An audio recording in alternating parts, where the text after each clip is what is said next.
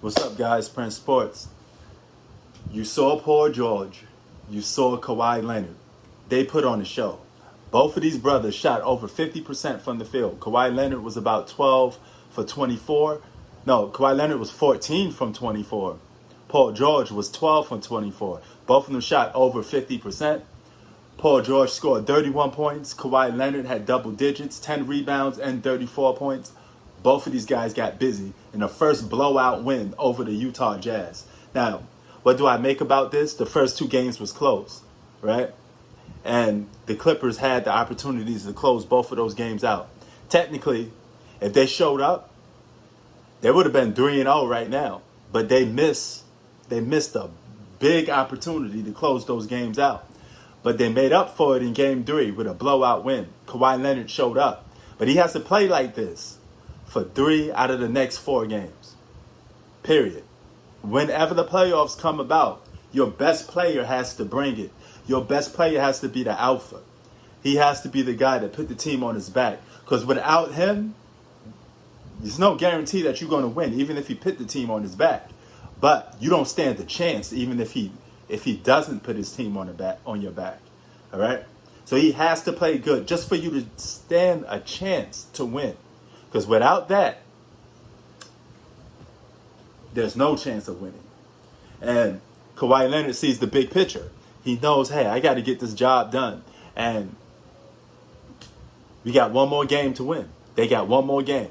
All right? That's his motto. That's what his attitude should be. Because if you tie this thing 2-2, you got the best of 3. And then it becomes a 3-game series. The other 4 games don't matter at this point. But he got to close out Game 4. They got to win Game 4. Game 4 is going to be one of the most important games for Clippers.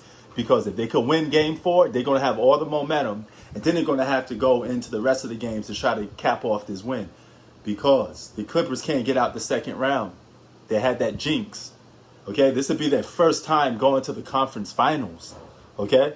That'd be big history just for the Clippers alone. So they got to get past the Jazz. And with Donovan Mitchell with a little bit of knee issues, he may be hurt to a point that the Clippers will have an advantage a little bit. And keep this in mind. Him playing reckless like this, like attacking the basket,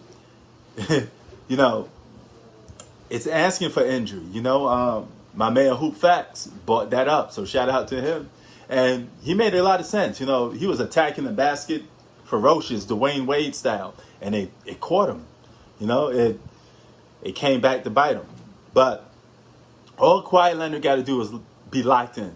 You should have been locked in the first 2 games because you had more than enough opportunities to close it out. But a series is the best of 7. It's how you finish. It's not how you start, But those first 2 games was ferocious, just to say the least, for Kawhi Leonard and Paul George. But if those 2 guys playing at a high level, they could beat this Jazz team, but they got to play at the high level. It starts with the 2 All-Stars. First Kawhi, then Paul George, and everything else will trickle down to a Clippers win, And it's going to be hard for them to get wins in Utah. They don't get a lot of good calls in Utah, but they're going to have to fight through the calls and find a way to win games. So let's see how that turns out. I still got Clippers winning the series. That's the team that I pick. So I'm going to still say, hey, they could probably pull this off in 6 or 7 games.